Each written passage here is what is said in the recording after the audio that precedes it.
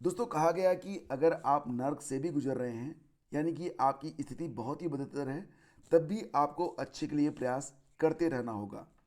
इसके लिए एक एग्जाम्पल दिया जाता है कि अगर आप किसी ऐसी जगह पर हैं जहाँ पर चारों तरफ अंधेरा है और वहाँ पर बहुत ही घुटन है, बहुत ही सीलन है, अगर वहाँ से निकलना है आपको, तो आपको चलते रहना होगा। तो जीवन चलने का नाम है। स्थितियाँ चाहे जैसी भी हों, उम्मीद हो या ना हो, लेकिन आशा की किरण जरूर दिखाई देती है।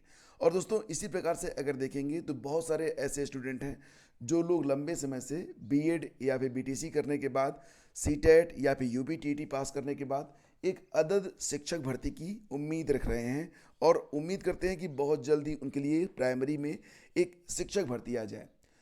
तो शिक्षक भर्ती के लिए यहाँ पर भी एक होप दिखाई दे रही है। अच्छा, जो न्यूज़ मिल रही है उसके मुताबिक मार्च 2023 तक प्राइमरी में शिक्षक भर्ती आ सकती है। ये संभावना जताई जा रही है और कुछ मीडिया सोर्सेज हैं जहाँ से ये जानकारी मिल रही है। अब जैसा कि आपको पता ही है कि 4 साल बीत चुके हैं। 2018 में लास्ट टाइम प्राइमरी में शिक्षक भर्ती आई थी। कुल 69,000 पद थे और उन पदों को जिस जल्दबाजी में भरा गया उस पर कई सारे मुकदमे भी दायर हो गए, कई सारी याचिकाएं भी डाली गई हैं। कुछ याचिकाएं अभी भी पेंडिंग हैं, कुछ डिसीजंस आ चुके हैं, उस पर कदम उठाना शेष है।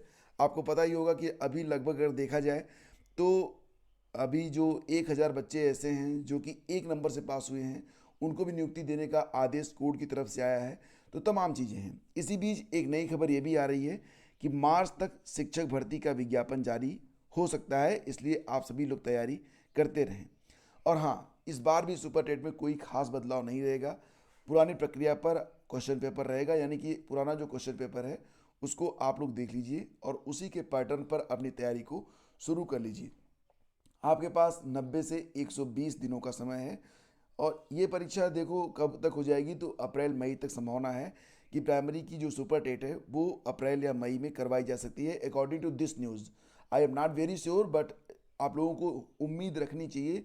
और निश्चित रूप से 2023 में प्राइमरी में शिक्षक भर्ती आएगी, क्योंकि इसके पीछे कई वजहें हैं। इसलिए आप लोग बिल्कुल निश्चिंत होकर अपनी तैयारी में लग जाइए और सब कुछ अच्छा होगा, ठीक है। और टारगेट बनाइए कि 2023 में आप एक गवर्नमेंट जॉब जरूर हासिल करेंगे और अपनी तमाम मुश्किलों का आप अंत भी करेंगे। तो दोस्तों अब आप लोगों को बिल्कुल जो है अपने मन में एक होप, एक उम्मीद के साथ अपनी तैयारी को स्टार्ट करना चाहिए। और जैसा कि आप यहाँ पर देख रहे हैं कि मार्च अप्रैल तक आपको एक प्राइमरी में नई शिक्षक भर्ती देखने को मिल सकती है, क्योंकि उत्तर प्रदेश में बहुत सारे ऐसे प्राइमरी स्कूल हैं जहाँ पर शिक्षकों की कमी दर्ज की गई है। और यहाँ पर अगर देखा जाए तो 28 तारीख को छुट्टी है लगभग हर विभाग में, मतलब रहेगा बंद, सब कुछ बंद रहेगा। तो गुरु तेग बहादुर शहीद दिवस के अवसर पर दिनांक 24 के स्थान पर 28 को कार्यकारी आदेशों के अंतर्गत अवकाश घोषित किया गया है। तो 28 तारीख को एक गस्टेड हॉलीडे है, तो ये बात ध्यान में रखिएगा, क्योंकि बहुत सारे लोग मंडे को दिमाग में रखेंगे कि मंडे को तो काम किया जाएगा, तो ऐसा कुछ नहीं है। संडे और मंडे 2 दिन अवकाश है। एलटी ग्रेड के बारे में यहाँ पर एक न्यूज़ निकल के आई है कि एलटी ग्रेड के लिए जो हमारे महानिदेशक हैं उनकी ओर से एक आदेश आया है कि जितने भी राजकीय इंटर कॉलेज हैं, जितने भी राजकीय माध्यमिक कॉलेज होते हैं, विद्यालय हैं, वहाँ पर छात्र और शिक्षक के अनुपात में शिक्षकों की नियुक्ति की जाए। और सभी डीआईएस को यह आदेश दिया गया है कि उनके यहाँ मतलब जितने भी विषय हैं तो विषयवार अध्यापकों की सूची और छात्रों की संख्या उपलब्ध करवाई जाए, ताकि ये पता चल सके कि किस विषय में किस अध्यापक की नियुक्ति करनी है और कितने अध्यापकों की अब वर्तमान में ज़रूरत है। तो इसी प्रकार से अब एल टिकट के बारे में विद्यालयों में शिक्षकों की तर्कसंगत और समानुपातिक तैनाती करने के लिए राजकीय माध्यमिक विद्यालयों का ब्यौरा जुटाया जा रहा है और छात्र नामांकन और कार्यरत शिक्षकों का विवरण निर्धारित प्रारूप में मांगा गया है। इसके बाद एल टी ग्रेड में जो शिक्षकों के पद हैं उसमें कुछ चेंजेस करने के बाद एल टी ग्रेड का भी विज्ञापन शीघ्र ही जारी कर दिया जाएगा। तो ये एक शानदार पहल है। आगे बढ़ते हैं। 8वीं तक के अल्पसंख्यक विद्यार्थियों को छात्रवृत्ति नहीं, केंद्रीय अल्पसंख्यक विभाग ने जारी किया आदेश। तो पात्र विद्यार्थियों के सत्यापन की प्रक्रिया भी हो चुकी है पूरी। फिलहाल दोस्तों इससे 10,000 से अधिक विद्यार्थी वंचित होंगे और प्रदेश की योजना में 8वीं तक के छात्रों को नहीं मिलती है छात्रवृत्ति।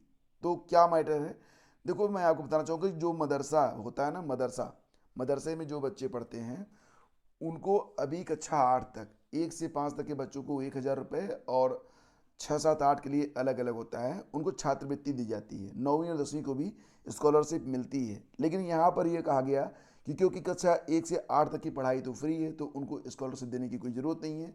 स्कॉलरशिप की ज़रूरत किसको है? सिर्फ 9वीं और 10वीं के बच्चों को है। हालांकि ये प्रक्रिया चल रही थी, लेकिन इसे बीच में ही रोक दिया गया है। तो अल्पसंख्यक विद्यार्थियों को छात्रवृत्ति जो दी जाती है, कक्षा 1 से 5 तक के विद्यार्थियों को एक वर्ष में 1,000 रुपये, और बाकी छात्रों को अलग अलग राशि मिलती है। तो 15 नवंबर तक आवेदन लिए गए थे। संस्थानों की ओर से सत्यापन के बाद आवेदन फॉरवर्ड भी कर दिए गए हैं। जिला अल्पसंख्यक आयोग कल्याण अधिकारी कार्यालय की ओर से अब इसकी हार्ड कॉपी की मांग की गई थी कि अचानक शनिवार को ये प्रक्रिया रोक दी गई है। संस्थान प्रतिनिधियों को बताया गया है कि 1ली से 8वीं तक के विद्यार्थियों को छात्रवृत्ति नहीं दी जाएगी, सिर्फ 9वीं और 10वीं के विद्यार्थियों के आवेदनों की ही हार्ड कॉपी जमा की जाएगी। अल्पसंख्यक विभाग की ओर से आदेश जारी किया गया है कि शिक्षा के अधिकार के तहत कक्षा 1 से 8 तक की पढ़ाई फ्री है। विद्यार्थियों को अन्य जरूरी वस्तुएं भी दी जाती हैं, इसलिए सिर्फ 9वीं और 10वीं के विद्यार्थियों को ही छात्रवृत्ति दी जाएगी और उन्हीं के आदेश अग्रसारित किए जाएंगे। तो मतलब ये कहा जा रहा है कि कक्षा 8 तक के बच्चों की जब पढ़ाई फ्री है तो उनको स्कॉलरशिप की कोई ज़रूरत नहीं है, इसलिए कक्षा 8 तक स्कॉलरशिप नहीं मिलेगी। जो स्कॉलरशिप मिलेगा वो 9वीं और 10वीं के बच्चों को दिया जाएगा। तो 8वीं तक के अल्पसंख्यक विद्यार्थियों को छात्रवृत्ति अब नहीं मिलेगी, ये प्रक्रिया रोक दी गई है। और देखो फ्रेंड्स, अगर आप भी व्हाट्सअप यूज करते हो तो कई बार आपने देखा होगा कि आपके भी जो है मोबाइल पर कई बार आ जाता है केबीसी की ओर से एक मैसेज कि आपने 25 लाख रुपए जीते हैं। तो देखो ये सब एक स्कैम होता है। कभी भी अगर आपको व्हाट्सएप पर कोई लिंक मिलता है कि इस पर आप क्लिक कर दीजिए, तो कतई क्लिक मत कीजिएगा। और कभी भी इस दुनिया में कुछ भी फ्री नहीं होता है। तो 25 लाख रुपए तो बहुत बड़ी चीज़ है, कोई आपको फ्री में क्यों देगा? तो मतलब मिला जुला के ये करना है कि ऐसे मैसेजेस को अवॉइड कर देना ही बेहतर होगा। और ऐसे नंबर अगर बार बार आपको मैसेज करते हैं तो उनको ब्लॉक कर देना और उनकी रिपोर्ट करना बहुत ही ज़रूरी होता है। व्हाट्सएप पर रिपोर्ट का भी ऑप्शन होता है, उस पर आप रिपोर्ट कर सकते हैं कि ये नंबर मुझे बार बार जो है डिस्टर्ब कर रहा है। वैसे भी 61 लाख भारतीय व्हाट्सएप यूजर्स का डाटा जो है वो हैकर जो है हैक कर चुके हैं। तो मतलब ये कि इसको तो रोका नहीं जा सकता, क्योंकि आपका नंबर कहीं ना कहीं से हैक हो जाएगा।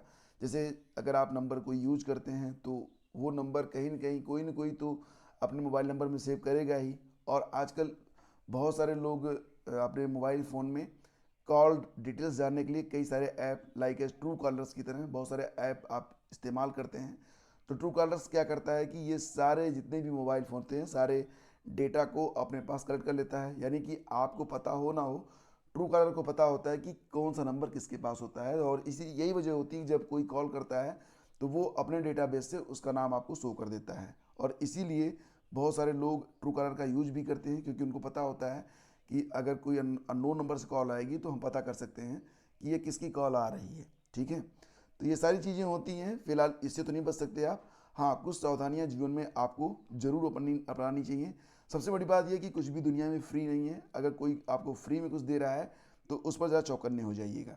और 14 ट्रेनें निरस्त और 26 के घटाए फेरे। तो अभी फिलहाल कोहरा तो कहीं नहीं पड़ रहा, हमारे यहाँ तो बिल्कुल नहीं पड़ रहा।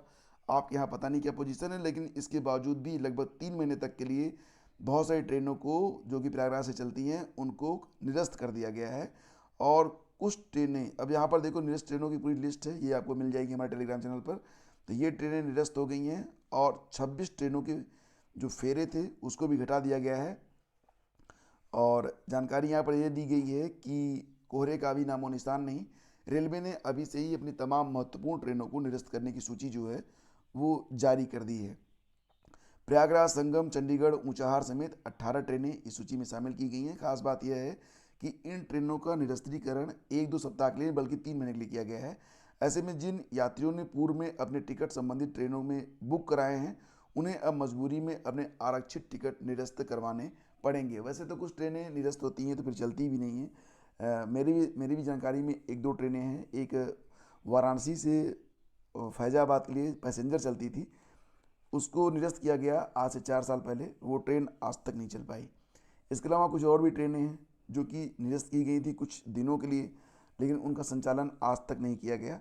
धीरे धीरे रेलवे भी अब समझ ही रहे हैं आप कि प्राइवेटाइजेशन की ओर बढ़ रहा है और वंदे भारत जैसी ट्रेनें जो हैं वो बढ़ाई जा रही हैं। लेकिन इससे जो यात्री होते हैं जो रेगुलर जो है अप डाउन करते थे उनको काफ़ी मतलब परेशानियों का सामना अब करना पड़ रहा है। रेलवे यह मानकर चल रहा है कि 1 दिसंबर से 28 फरवरी की अवधि में कोहरा पड़ेगा और इसी वजह से 3 महीने के दौरान जहां 18 ट्रेनें पूर्ण रूप से निरस्त हैं, वहीं कई ट्रेनों के फेरे भी घटा दिए गए हैं। यानी कि जो ट्रेनें हर रोज चल रही हैं उनमें से कुछ ट्रेनें इस अवधि में सप्ताह में 3 या 4 दिन चलेंगी। मतलब रेगुलर वाली जो ट्रेनें थी उनमें भी चेंज किया गया है। तो दोस्तों ये थी आज की पूरी अपडेट। बने रहिए हमारे साथ टेलीग्राम चैनल स्टडी विद ज्ञान प्रकाश से। अगर आप नहीं जुड़े हैं तो जुड़ जाइए। Thank you so much. Have a great day. जय हिंद।